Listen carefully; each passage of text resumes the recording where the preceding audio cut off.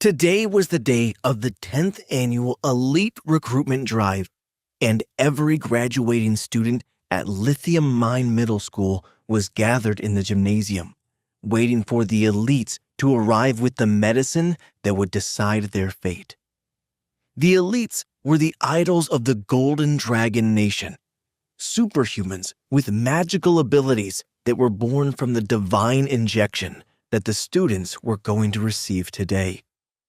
None of the children of the miners had ever seen one before, unless you counted the mayor, who gave speeches a few times a year, and the excitement of having them right here in their school had been all the students could talk about for months. So, one could imagine the disappointment they felt when it was not some famous idol, but a group of elites from the military that showed up to perform the injections.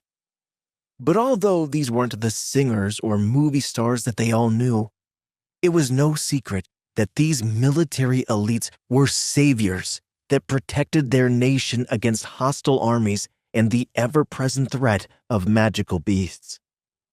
The television in the cafe and the teachers at the school both told them so. While they had never seen an elite in person, they had seen magical beasts, and quite often. There were earth mice hiding all over the mining town, and the farmers nearby had been raising monstrous boars for generations. Whoa. But until very recently, it was only the power of technology and the holy magic of the church's high priests and priestesses that could keep the wild beasts at bay. However, when the more powerful monsters came, you hid or you died. That was the way of life for the humans of the Golden Dragon Nation, and indeed, most of the humans of the world. Karl fidgeted in his seat as he waited for the military nurse to come and administer the serum shot. Today was the biggest day of a young student's life, the day that they would be administered the Mana Awakening Serum, better known as the Divine Serum, and find out if they would gain the sort of abilities that could change their lives, or if they would be stuck as common workers in the lithium mining town for the rest of their lives. This was also Karl's last day at the government-run school before he either started working full-time or, with any luck, left this decrepit mining town. If he was compatible with the serum, he would be off to the Golden Divine Academy tonight and ready to train his new skills as a defender of the Golden Dragon Nation. They had already sat through an hour of speeches by the principal, reminding them of their duty to the nation, the glory of the elites, and the importance of this chance that they were given. After all, they were just the children of common mine workers, dirt floor poor and unlikely to ever be anything else. Karl closed his eyes as the nurse rolled the cart with an open briefcase on it next to him. And then a violent pain shot up his arm and the world briefly went blank. Agony spread to every cell in his body, like he was being torn apart from the inside, and blood clogged his lungs, leaving him drowning while sitting in the metal folding chair of his school's auditorium. This was wrong. The shot was only supposed to hurt as the needle poked you, not like this. As his consciousness faded, Karl realized that he was likely to be the 1 in 100, the rare fatal reaction to the shot which sorted out the defenders of the nation from the common people. But after a few seconds, his breathing cleared. The pain began to fade and his eyes fluttered open.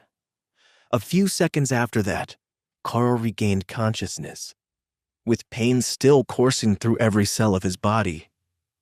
The nurse's deep crimson eyes, a side effect of her own serum injection, were staring directly back at him, and a slight smile was on her face. "There you are. I thought that we lost you there for a minute. It's a good sign. 0 casualties at this stop always means there is a powerful one in the bunch." The woman moved back, and Karl took in the smartly pressed green military uniform upper, pencil skirt, and heels. It was all familiar, but all wrong. Did he lose some of his memories after the injection? Or was there something wrong with his eyes? On second thought, there was definitely something wrong with his eyes. The world was still a little blurry when he didn't have someone to focus on. He flinched as his head began to pound again, and a new wave of pain racked his body. But the military woman with the strange red eyes seemed unconcerned as she stepped to a chubby young girl near him and took a large needle full of a glowing golden liquid out of the briefcase on her cart. Without a word of warning, she jabbed it into the girl's arm, and the young girl directly fainted, then slowly recovered her composure. A quick glance down at his hands showed Karl a familiar bronze tan, but the scars and peeling skin from a childhood spent working in the mines after class were mostly gone, replaced with a deep red mark that looked like 3 long claw marks running the length of his forearm. As he silently stared at the marks on his arm, they became more pronounced and more realistic, as if the flesh had just been torn open, but the skin was smooth and undamaged under his fingers.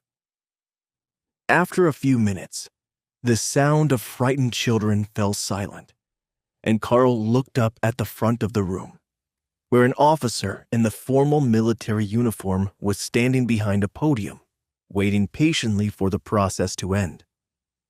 The red-eyed woman joined him, along with the 6 men in doctor's coats, before he began to speak. "Thank you all for your cooperation. This year's choosing trial has completed, and those of you without the mark may return to your classes as usual. But for the rest of you, congratulations. You have been chosen as the prodigies of the Golden Dragon Nation's new generation, the blessed ones who will lead us to victory over our enemies with the benefit of supernatural powers bestowed by the divine serum." Soldiers poured into the room, twice as many as there were children, and Karl began to panic. His mind still hadn't quite grasped the fact that he was one of the fortunate ones yet, the children who were compatible with the artificially induced superpowers, the ones who would become mages, mighty warriors who could split a mountain apart, or even legendary healers that could even raise the dead.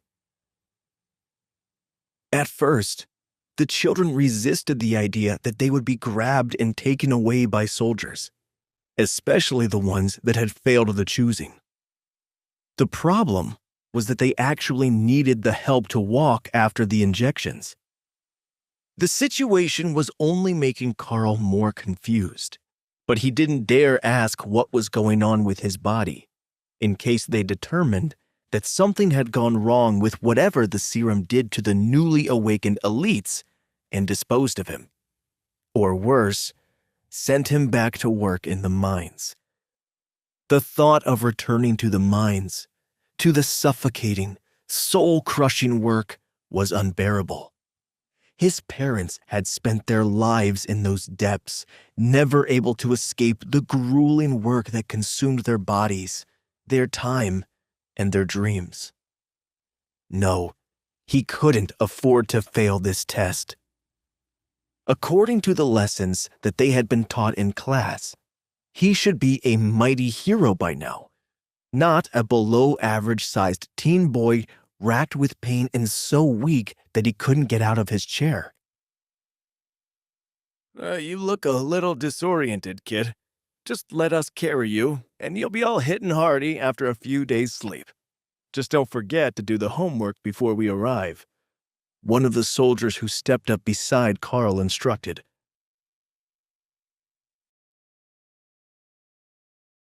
That was how he found himself carried into a luxurious train car and placed in a private room complete with its own desk and a call button on the wall that was marked with room service.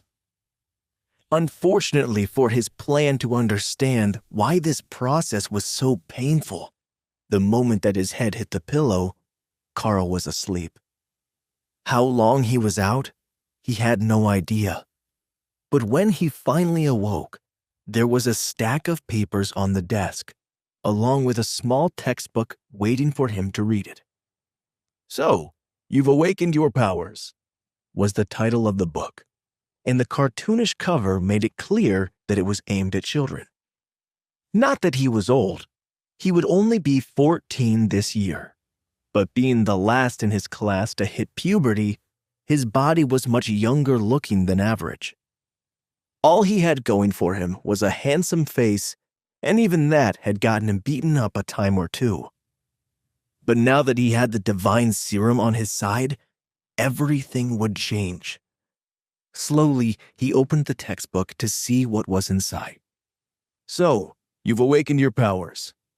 Congratulations and welcome to the upper echelon of society, the elite 5% that have been found compatible with the awakening serum that will soon activate the latent magical powers in your bloodline, passed down from the time of our nation's founding by the immortal golden dragon itself.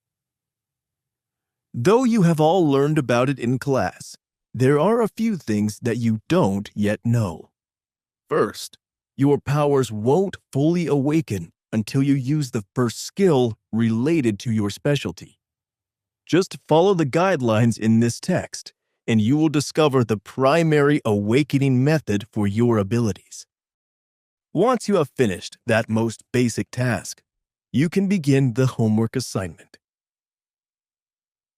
Karl read the first page 3 times before he flipped the page. Next up was a listing of different marks that the awakened classes should have, and most of them seemed self-explanatory. Ice shards, fire, blades, shields, paws, bows, and even an ornate fan were all detailed with page numbers that would lead the students to their awakening methods. But there was nothing that resembled claw marks. Karl was flipping through the guide, hoping to get some answers. But there was absolutely nothing in that book resembling his claw marks. So, instead he turned to the homework assignment, hoping for answers. But that was even more useless. It was all about the students' abilities, how strong they were, the description, activation times, speed, energy usage, side effects. In short, he couldn't fill it in at all. All the marks seemed so obvious as to what sort of abilities they represented. Even the red aura around a pair of axes was clearly a berserker in Karl's mind. But the claw marks didn't make much sense. There was a similar one with an animal paw that was some sort of druid shaman, but nothing that was as simple but confusing as his. Was he supposed to be a punching bag for monsters? That didn't sound right at all. The book said that these marks represented superpowers. But after a few hours, there still wasn't any clear answer as to what he was supposed to do. It was time to call for one of the soldiers and get some answers before the train reached its destination. Hey, amazing viewers! It's Karl here. Thanks for sticking with us. By the time of the release of this video, only 8% of our viewers have joined the party by subscribing, and 92% of you might miss out on our next mind-blowing video. So what are you waiting for? Hit that subscribe button and join the exclusive club.